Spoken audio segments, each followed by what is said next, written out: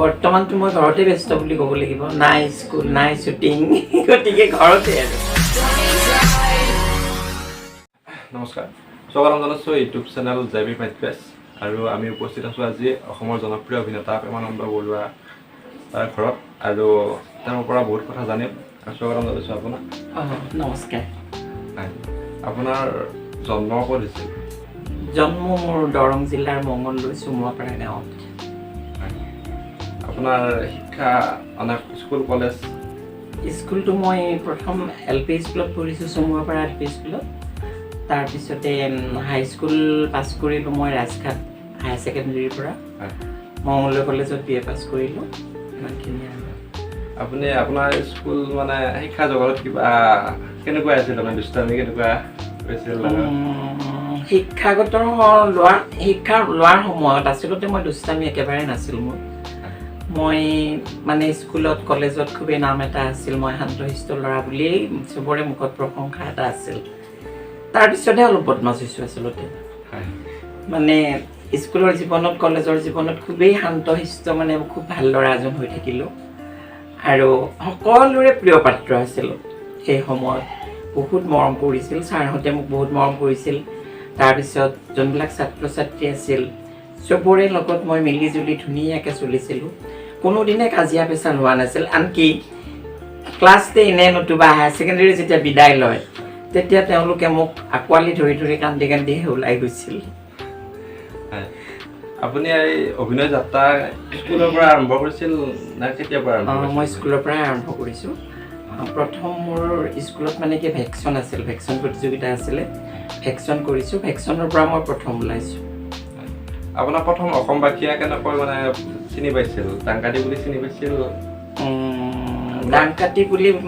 ঠিক মানে নকওঁ অৱশ্যে ডাংকাটি নামেৰেই পৰিচিত হ'লোঁ প্ৰথম অৱস্থাৰ পৰা গোটেই অসমত প্ৰথম মই চিনাকি হৈছিলোঁ দৰং জিলাত খুলীয়া ভাওনাৰ জৰিয়তে দ্ৰৌপদীৰ অভিনয়ত তাৰপিছতহে মোক আচলতে মানে অসমবাসীয়ে জানিলে ডাংকাটিৰ ওপৰত আপুনি প্ৰথমৰ পৰা লেডিজ কেৰেক্টাৰটোৱে কৰিছিল নে আৰম্ভণিৰ পৰা লেডিছে কৰিছিলোঁ মানে কি আৰম্ভণিত মই ক'লোৱেই নহয় মানে ভেকশ্যন প্ৰতিযোগিতা কৰিছিলোঁ ভেকশ্যনত মই য'ত গৈছোঁ তাতে তাৰমানে ফাৰ্ষ্ট প্ৰাইজ পাইছোঁ আৰু তাত মই লেডিজ কেৰেক্টাৰে কৰিছিলোঁ ভেকশ্যনত তেতিয়াৰ পৰা আহি গ'ল লাইনটো গতিকে তেতিয়াৰ পৰাই কৰিছোঁৱে আৰু মোটামুটিভাৱে লেডিজ কেৰেক্টাৰে আপুনি চিনেমাৰ জগতত কেনেকৈ নামিল আৰু মানে এই জগতখনত নামিলোঁ মই নাটক এখন কৰিছিলোঁ মঙলদৈ কলেজত নাটক কৰাৰ পিছত তাতে ব্যংগ নাট এখন কৰিলোঁ ভেকশ্যনো কৰিলোঁ এনেকৈ প্ৰথম মোক বুলবুল দাই দেখিলে তাত দেখি পেলাই মোক এদিন ঘৰত ওলালহি মোৰ ঘৰত আহি পেলাই তাৰমানে কৈছিল যে মোক VCT এটা কৰি দিব লাগিব পাৰিবানে নাই তেতিয়া মই ভাবিছিলোঁ মইতো আগতে কৰা নাই অকণমান ভয়ো লাগিছিল যদিও মোৰ এটা আগ্ৰহো আছিল সেইকাৰণে লগে লগে তেওঁক কৈছিলোঁ বোলে পাৰিম মই কৰিম প্ৰথম VCT পাহৰিছোঁ ৰ'বাচোন VCTখন পাহৰিছোঁ কি আছিল মানে দেই কিমান চনৰ কথা এইটো বহুত দিনেই হৈছে বাৰু কোন চনত আছিল চনটো মনত নাই এতিয়া আপুনি ক'ত কেনেকৈ ব্যস্ত হৈ আছে আৰু বৰ্তমানটো মই ঘৰতে ব্যস্ত বুলি ক'ব লাগিব নাই স্কুল নাই শ্বুটিং গতিকে ঘৰতে আৰু খেতি বাতি কৰিছোঁ ঘৰুৱা কাম বন আছে ব্যস্ততাৰ মাজতে পাৰ কৰিছোঁ দিনবিলাক মই খেতি বাতি কৰিও ভাল পাওঁ ঘৰত আৰু গৰু আছে ছাগলী আছে হাঁহ আছে মুৰ্গী আছে এইবোৰৰ লগতো লাগি থাকোঁ তাৰপিছত খেতিতটো ব্যস্ত হৈ থাকিবই লাগে আমি গাঁৱৰ মানুহ যিহেতু গতিকে মোৰ খেতি আছে বৰ্তমান চিনেমা চিৰিয়েল কৰি আছেনে চিৰিয়েল বৰ্তমান নাই এতিয়া মই এনেই আছোঁ বাৰু নেক্সট টাইম কিবা আহিব নেক্সট টাইম আশা এটা আছে বাৰু আহিব লকডাউনে বাৰু বহুত জুৰুলা কৰিলে মানুহবোৰক লকডাউনে অলপ কৰিলে বাৰু জুৰুলা আৰু বহুত কামেই বন্ধ হৈ থাকিল তাৰপিছত সেইকাৰণে মানুহবিলাকৰ অকণমান অসুবিধাও হৈছে যোনবিলাকৰ চাকৰি বাকৰি নাই বিজনেছ নাই যিসকল শিল্পীয়ে তাৰমানে অকল এইটোৰ ওপৰতেই চলি আছিল তেওঁলোকৰ কিন্তু দিগদাৰ হৈছে অকণমান আমি হয়তো সেই অনুভৱখিনি হোৱা নাই আমাৰ যিহেতু চাকৰিটো আছে ঘৰুৱা ইনকাম আছে আমি চলি থাকিব পাৰিছোঁ গতিকে আমি অনুভৱ কৰিব পৰা নাই তেওঁলোকৰ অভাৱ অভিযোগ কিমান হৈছে কষ্ট অকণমান হৈছে তেওঁলোকৰ আৰু আপুনি শিক্ষা মানে স্কুল টিচাৰ হয় আপুনি শিক্ষক আৰু দুটা অভিনয় যাত্ৰা দুটা জগত মানে হেৰি কৰাত চলাই নিয়াত কিবা অসুবিধা নাই নাই হৈছিল? অসুবিধা বিশেষ হোৱা নাই মানে কি আৰু কিবা এটা কৰিব ইচ্ছা কৰিলে নহয় সময় নাথাকিলেও তাৰ মাজত উলিয়াই ল'ব পাৰি অকণমান খালি কষ্ট হয় আৰু সময়বিলাক মিলাই চলিব লাগে মইতো ঘড়ীৰ কটাৰ লগত মিলি চলোঁ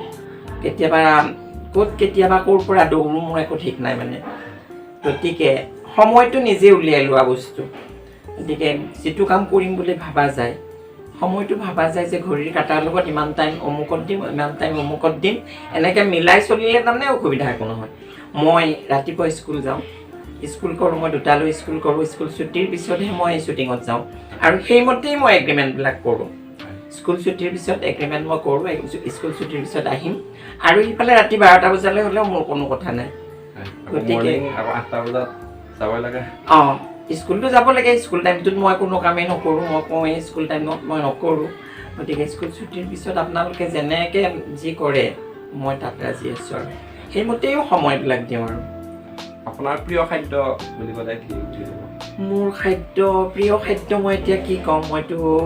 মাছ মাংস বেছি ভাল নাপাওঁ মোৰ বেছি প্ৰিয় কণী আৰু চেনি হয় ঠিক আছে বাৰু দাদা বঢ়িয়াকৈ ক'লে তেওঁৰ কথাবোৰ আৰু শেষত আমাৰ ইউটিউব চেনেললৈ জেবি বাইটকাইছ ইউটিউব চেনেললৈ কিবা এটা কৈ দিয়ক যিহেতু তোমালোক নতুন ল'ৰা নতুনকৈ ওলাই আহিছা তোমালোকৰ অভিনয় জগতখনত ভালদৰে চলি মেলি অভিনয় জগতখনক তোমালোকে উন্নতিৰ পথলৈ আগুৱাই নিয়া তাকে কামনা কৰিছোঁ নতুন নতুন শিল্পীৰ জন্ম হওক তোমালোকৰ এই চেনেলটোৰ জৰিয়তে আৰু ভৱিষ্যত কামনা কৰিছোঁ তোমালোকে যাতে উন্নতিৰ জখলাত আগুৱাই যাব পাৰা